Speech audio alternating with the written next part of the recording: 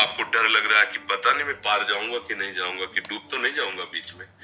गुरुदेव आपकी बात पे विश्वास है, पर खुद पे लगता है कि गलती ना हो जाए कभी। ये माया मुझे कैसे परास्त कर देगी, मेरे साथ गुरुदेव है, नाम है। इतना हिम्मत रखो, अब गिर गए तो पकड़ने वाले भी तो है, उठाने वाले भी तो है। भगवान के वचन पर विश्वास करो, करो सदा तिनके रखवारी, जीवी बालक राखे महतारी। उस ईश्वर परमात्मा का इतना अपनापन, इतना प्यार कि प्यारा शरीर काट दिया गया लेकिन धर्म नहीं छोड़ा, दीवार पे चुना दिए गए लेकिन धर्म नहीं छोड़ा, बड़े बड़े प्रताड़ना शरीर की कष्टपूर्ण सही धर्म नहीं, तो फिर हम कैसे कह सकते हैं हम भी तो उन्हीं के बच्चे हैं, हम भी तो उन्हीं की शरण में हैं। कार्तिकेय त्रिपाठी जी, नीदरलैंड्स। राधा वल्लभ शेर जी, राधा वल्लभ शेरवंश महाराज जी। गुरुजी, मन में हर समय सवाल चलते रहते हैं। आपके माध्यम से ये जाना कि सुख भौतिकवादी चीजों में नहीं परंतु ईश्वर की प्राप्ति में होता है और ईश्वर के चिंतन में होता है। इसके पश्चात अब मन में इस सवाल में परेशान हो जाता हूँ, क्या भगवत प्राप्ति होगी? क्या सिर्फ हमारा प्रयास इसको सुनिश्चित कर सकता है? इसलिए अभी देखो, अगर ठीक से शब्द सुनोगे तो उत्तर मिल गया। पहले शब्द कहा है कि गुरु के चरणों का आश्रय ले लो। आपका शब्द बताता है कि आप आश्रित नहीं हैं। अगर आश्रित होते तो क्या भगवत प्राप्ति होगी, ये प्रश्न नहीं उठ सकता।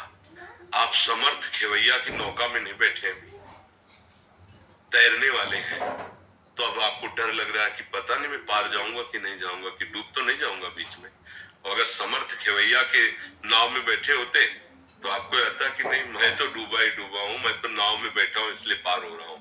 और लाखों पार हो गए हैं गुरु चरणों का आश्रय लेकर, तो हमारा कहीं बाल बांका नहीं होने वाला।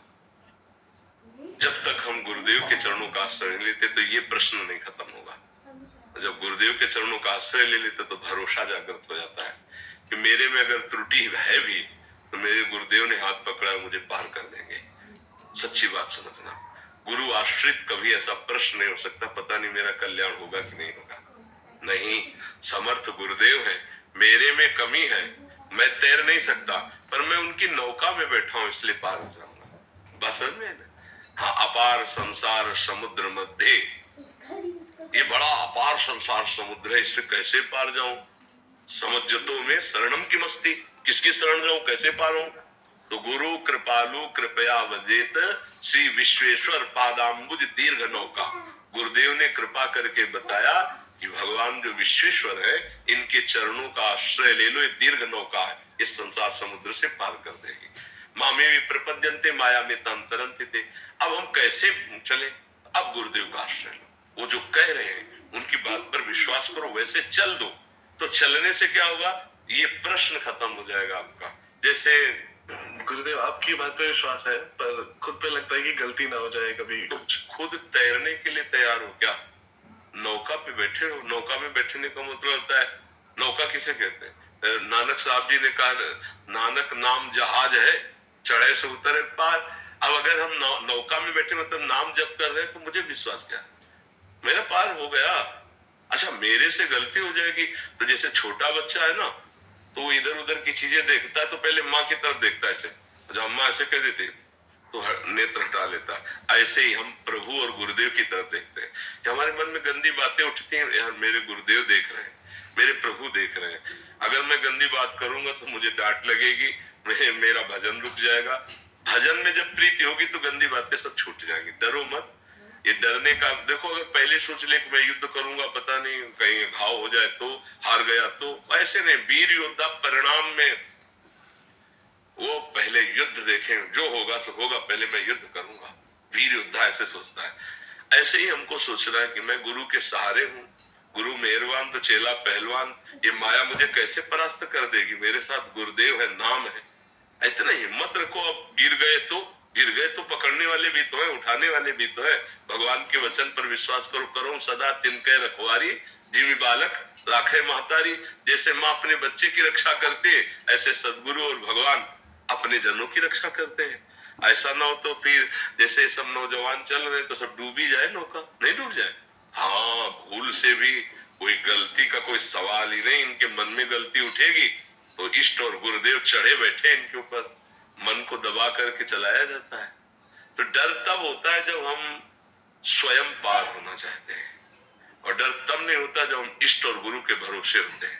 अब डर क्या, गर्दन कटवाने में भी डर नहीं हुई महापुरुषों को। अपनी धर्म अपनी निष्ठा से नहीं हटे, गर्दन कटवा दी। सोच लो कैसा निडर स्वभाव हो गया। भगवान का भरोसा, उस ईश्वर परमात्मा का इतना अपनापन, इतना प्यार कि प्यारा शरीर काट दिया गया लेकिन धर्म नहीं छोड़ा, दीवाल पे चुना दिए गए लेकिन धर्म नहीं छोड़ा, बड़े बड़े प्रताड़ना शरीर की कष्टपूर्ण सही धर्म नहीं।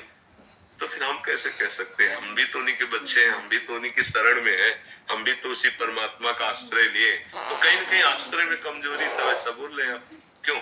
नहीं यार, मतलब विश्वास में तो कोई कमजोरी नहीं गुरुदेव। तो फिर निश्चित कोई है, चाहे जहां रहो तुम, मतलब कहीं भी रहो। भगवान ने जब वामन रूप विस्तार किया तो एक में पूरा सब ऊपर का हिसाब किताब नाप लिया था और एक में नीचे का सब नाप लिया था, 7 लोग नीचे के, और कहा तीसरा पग दे महाराज बलि से। तो सोचो आप कहीं भी हो, हॉलैंड, इंग्लैंड, अमेरिका, भगवान से दूर हो? हमसे दूर हो क्या? भगवान के चरणों के पास ही हो, सब भगवान के अंतर्गत। हम विराट रूप भगवान की गोद में वास करते हैं।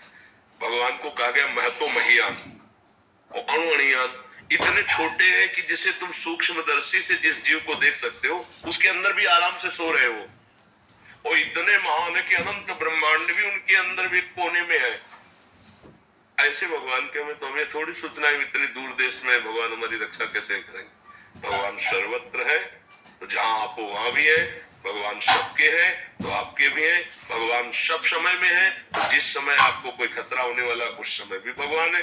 पर आप भगवान से को भूल जाते हैं, भगवान से विमुख हो जाते हैं, तभी आप धोखा खाते हैं। अगर भगवान की याद रहे तो आपको कोई परास्त नहीं कर सकता। दूर रहता हूँ ना तो वहाँ पे आपको रोज सुनता हूँ, पर क्योंकि दूर रहता हूँ तो कभी कभी तो आप ये सोचो जैसे आज हमसे बात कर रहे हो नजदीक बैठ के, तो ऐसे मोबाइल में रख लिया, ऐसे नहीं थे सुन महाराज सत्संग कर रहे हो, मैं सुन रहा हूँ बैठे हुए। और अगर आप तन्मयता करोगे ना तो स्वप्न में आकर उपदेश मिल जाएंगे। आपको जागृत में पता चलेगा मुझे बचा लिया गया। मैं